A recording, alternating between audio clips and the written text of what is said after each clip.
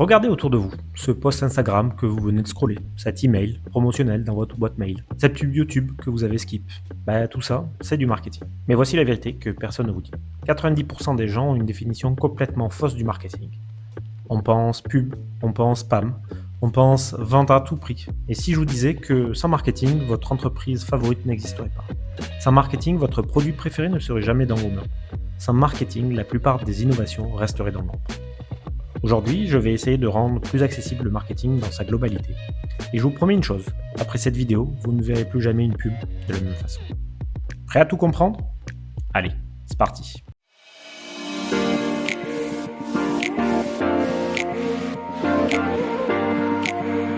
Avant de plonger, laissez-moi me présenter rapidement.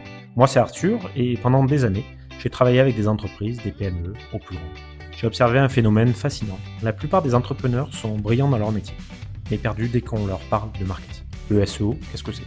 Le funnel, ça sert à quoi ? Le CPC, CTR, ROAS, c'est du chinois. Et c'est normal, parce qu'on nous parle de marketing avec des termes compliqués, des concepts abstraits, des promesses trop belles pour être vraies. Cette chaîne a un seul objectif, rendre le marketing compréhensible pour tous. Pas de jargon inutile, pas de promesses miracles, juste des explications claires, des analogies concrètes et des stratégies que vous pouvez appliquer dès demain. Aujourd'hui, on commence par les bases. Qu'est-ce que le marketing ? Mais vraiment, qu'est-ce que le marketing ? La première étape, oubliez tout. Oubliez ce que vous croyez savoir sur le marketing. Oubliez les stéréotypes, oubliez les mauvaises expériences. Le marketing dans sa forme la plus pure, c'est simplement 3 choses. Faire connaître, faire aimer, faire choisir. C'est tout. Faire connaître votre produit, votre service, votre entreprise. Faire aimer ce que vous proposez et faire choisir votre solution plutôt qu'une autre. Mais laissez-moi vous donner une image plus concrète. Imaginez que vous organisez une soirée, une belle soirée, avec de la bonne musique, de la bonne nourriture et des personnes fort agréables.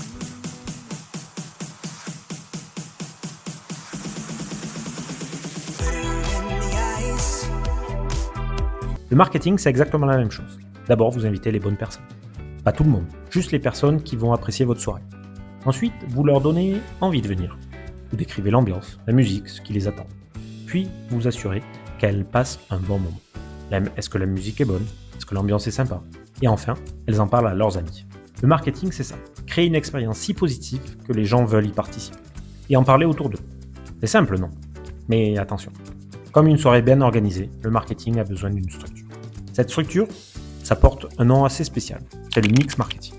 Vous avez peut-être déjà entendu les 4 P. 4 piliers. 4 décisions fondamentales, 4 éléments qui, ensemble, forment votre stratégie marketing. Commençons par le premier et le plus important, votre produit ou votre service. Voici une vérité fondamentale, on ne peut pas marketer un mauvais produit. Le marketing commence ici, pas avec une pub, pas avec une campagne Insta, pas avec un site web. Commence avec cette question. Quel problème est-ce que je peux résoudre ? Pour qui et en quoi suis-je différent ? Prenons l'exemple d'Apple. Est-ce qu'Apple vend des téléphones ? Théoriquement, oui, mais en réalité, ils ne vendent pas de téléphone. Apple vend de la simplicité, Apple vend du design, Apple vend un statut social, Apple vend un écosystème.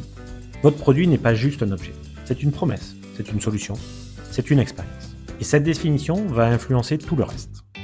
Maintenant, place au pilier numéro 2, votre prix. Et ici, il y a un piège dans lequel tombent la plupart des débutants. Croire que le prix le plus bas gagne toujours, que la guerre des prix est la seule option. La réalité, c'est que votre prix raconte une histoire. Un produit qui a un prix à 10 € raconte une histoire. Un produit à 100 € raconte une histoire différente. Et un produit à 1000 € raconte une histoire complètement différente. Chaque position a sa stratégie marketing. Chaque position a son public. Chaque position a ses attentes. La question n'est pas combien je peux changer. La question est quelle histoire mon prix raconte-t-il ? Est-ce que cette histoire correspond à mon produit et à mon public ? Place au pilier numéro 3, la distribution. C'est simple. Où est-ce que vous pouvez trouver votre produit ? Est-ce que c'est en ligne ? Est-ce que c'est sur Amazon, sur les réseaux sociaux, en physique, dans une boutique, dans un salon professionnel, chez un partenaire ? La clé ici, c'est une phrase que vous devez retenir. Être là où votre client vous cherche. Parce que si votre client vous cherche sur Google et que vous n'êtes qu'en boutique, vous avez un problème. Si votre client vous cherche en boutique et vous n'êtes qu'en ligne, vous avez un problème. L'erreur que je vois souvent, c'est vouloir être partout et tout de suite. C'est épuisant, c'est cher et souvent inefficace. Mieux vaut être au bon endroit qu'à tous les endroits. Place au pilier numéro 4, et le dernier, la communication. Et c'est là que ça devient intéressant, parce que pratiquement 100% des personnes appellent ça le marketing. la pub à la télé, les posts sur Insta, les emails, le référencement, les relations publiques. Mais vous comprenez maintenant, c'est juste un pilier sur 4. Juste une partie de l'équation. Et chaque canal de communication a son langage, a son public, a son coût et a son efficacité. Instagram n'est pas LinkedIn. YouTube TV n'est pas un email. Le SEO ne sont pas les influenceurs. Le secret, c'est choisir les canaux qui correspondent à votre produit, avec votre histoire, à votre prix, avec votre positionnement, et votre distribution, avec votre présence. Et surtout, votre client, où il passe du temps. Et attention, cela évolue en permanence. Parce que le marketing n'est pas statique. Il évolue, il s'adapte, il se transforme. Hier, le marketing, c'était parler à tout le monde, le plus fort possible. Aujourd'hui, le marketing, c'est parler à la bonne personne, au bon moment, avec le bon message. Le client n'est plus un spectateur passif, il est au centre. Il a le choix, il a la voix, il a le pouvoir. Le marketing, c'est donc d'écouter avant de parler, comprendre les besoins, les frustrations, les désirs de votre client. Résoudre avant de vendre, apporter des solutions, répondre aux questions, créer de la valeur. Et bien sûr, créer une expérience avant de demander. Faciliter la découverte, l'achat, la fidélité. En un mot, le marketing n'est plus un monologue, c'est une conversation. Conversation entre votre marque et les personnes que vous souhaitez servir. Mais cette conversation, elle a besoin d'être entendue, elle a besoin d'être visible, elle a besoin d'être trouvée. Alors si on devait récapituler, voici ce que vous devez retenir. Le marketing, ce n'est pas que la pub, c'est un système avec les 4 P. Le produit, le prix, la distribution, la communication.